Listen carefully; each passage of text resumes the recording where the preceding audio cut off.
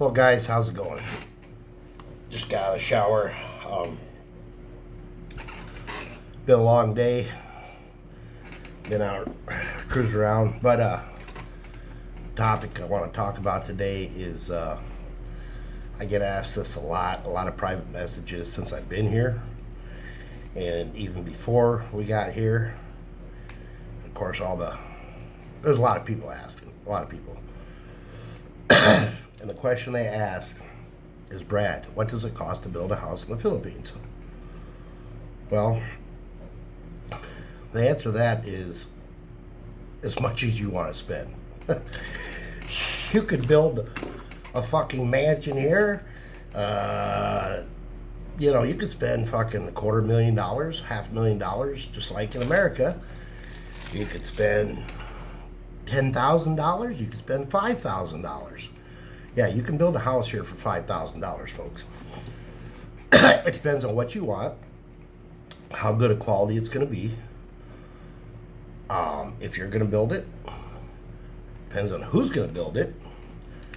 Because remember, labor around here, the people that build our house here, labor's cheap. Dirt cheap, guys. Really, it is. It really is. I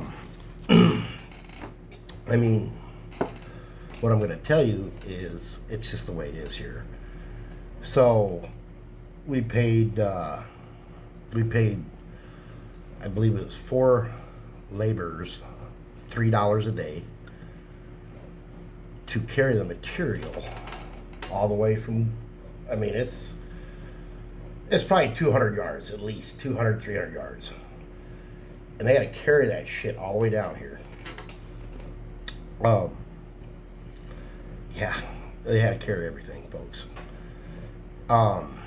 So we paid 4 guys, I believe it was $3 a day to carry the material. We paid 4 guys, 2 or 4 guys, $4 a day to help the guys build the house that were getting $7 a day to build it. The builders, the brains of the operation. Plus we gave them a meal, 1 meal a day. So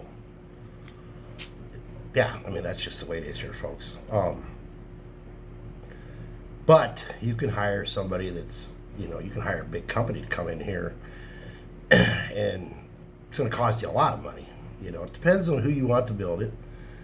There is no inspections around here, not as far as I know. But we had professionals build it. We did.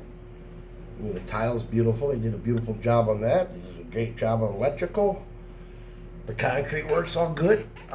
They do things a lot different here. So, you can build a house for $5,000. You can build a house for 15, 20, 30, 40, 50. As much as you want to spend, you can build a house here, folks. The key is accessibility to it. How far the material's got to come. Who's going to build the house?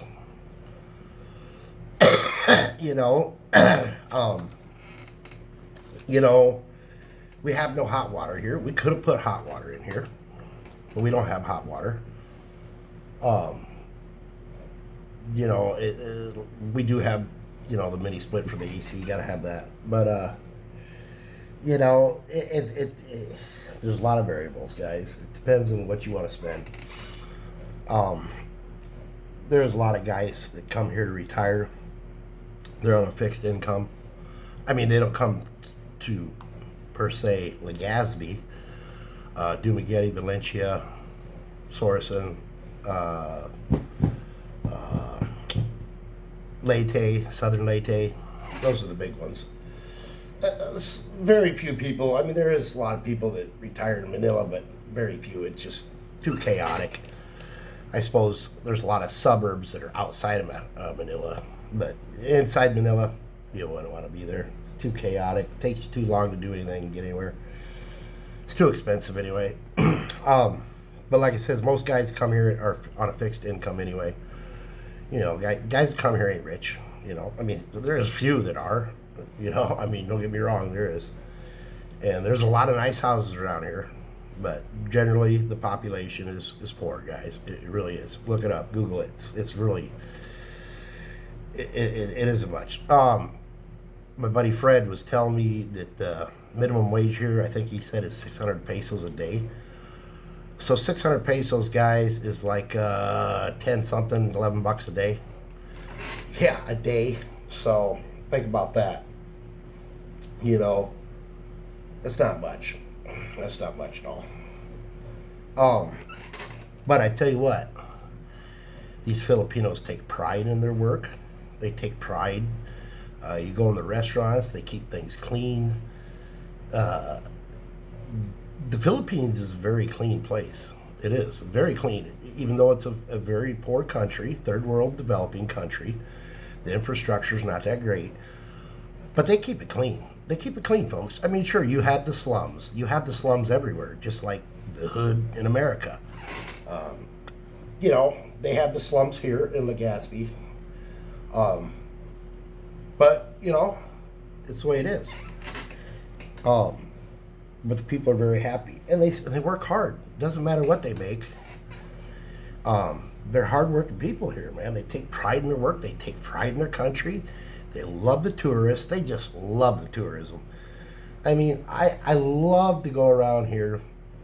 I get on the scooter and I'll go cruise. And I'll just, if I see a bunch of guys working on doing something, I'll just stop all over. And they'll come up, hey, how's it going? You know, and I'll say, yeah, not too bad. And just talk to them. You just talk to them. They love talking to you. They love talking to you. You know, they ask questions and I ask questions, and it's just, you can make a conversation very easy around here.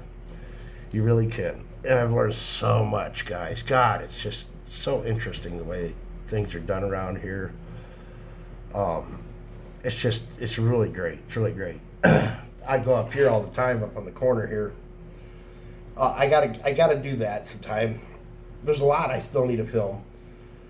But I tell you, when I think about doing it, I'm fucking tired. You know, fucking hot out there. But up here in the corner, these trikes, they hang out. They got their little area. There's like 3, 4, 5, 6 at a time sometimes up there. I don't know the guys' names, but I talk to them a lot. And you know, it's hard to remember a lot of names because they are difficult names for me to pronounce. And if I can't pronounce the names, it's hard for me to remember. I think there's a guy named Tung Tung up here, and then Toto, our relation, he works up at the he hangs his trike. He hangs out up at this gas station. It's called Kmart, and he sits up there. See, they got their little areas, you know, is what I guess. They got their little areas they can, you know, work out of and stuff. So they start out like up here. You know, there's like 3, 4, 5, 6 of them up here. The guy says they usually quit about 10 o'clock at night. So they'll go up there in the morning, they'll sit, somebody needs a tricycle, you know, they rotate, they take turns, you know, okay, so Tung Tung will go first, and then maybe, if the guy's named Steve or whatever, I'm just making these names up now, then Steve goes next, and then Tom, and then, you know, Jim, you know, they each get their, you know, their time to take care of the customers, and they just hang up, and so they take their customers to where they need to go. And then they try and get where they drop off their customers at. They sit right there, I suppose, and they try and get some customers on the way back to where they started from. So I suppose they hang out for a little bit, and then they just start putting back to the original starting point, and just kind of start over from there. You know, I know, I think them tricycle drivers, you know, when my Uncle Ray was alive, he he told me his goal was $3 a day to try and make. So I'm assuming that's $3 a day plus the fuel on his motorcycle. And I still haven't, you know, the price of fuel here is like 65, 69 pesos a liter, but I'll do something else about that later. But so it depends on what fuel. You get around a long way here on fuel, guys. But yeah, it's very interesting how things are done around here. But I'm kind of getting off topic about the houses. So as far as cost of house, it's what you want, guys. It's what you want. You could spend as little as you want or as much as you want. You know, um, we don't need much. You see ours is set up like a big hotel room here. We are doing we're going to do some other stuff the next couple of years that'll be done. We've been talking. So we're going to do more here. So that should be exciting. As you know, we got that other property also. But, yeah, we got a lot of irons in the fire over here, and we got a lot of decisions to make. And we are planning on coming back here in 2 more years, 2025. Another 2 months. The wife's talking maybe longer for her. I don't know, but maybe not. I don't think so now. So in 2025, summertime, we're going to come back out for another 2 months. So, and the kids will be out of school that time. So right now the kids are in school, but they all actually, so you got little Clark, you got Klein and Casey. And it's hard for me to keep up with them because they all started at 3 different times because of the pandemic. See, Klein, I think she gets going at 6:45, 6:45. She got to be at school, or 7:45, something like that. Pretty early. And then Clark goes kind of. Clark goes later on, mid morning, and then Casey, the oldest, goes around noon or something like that. And then she does a lot. She does a baton and stuff like that. So she's got activities going. I can't keep track of it all, to be honest with you guys. But they all 3 start at different times, and that's all because of the pandemic. There's still a lot of people that wear masks over here, but there's still a lot of people that don't. To each their own. It doesn't bother me. It doesn't bother me, guys. I don't have to wear a mask. We don't have to wear a mask no more. They don't force it nowhere. But no, it's been a good time. I've been wanting to do a vlog here, but I'm just so fucking tired, man. Just so fucking tired. Been riding the shit out of that scooter. I tell you what, it's fun to just hop on it and go.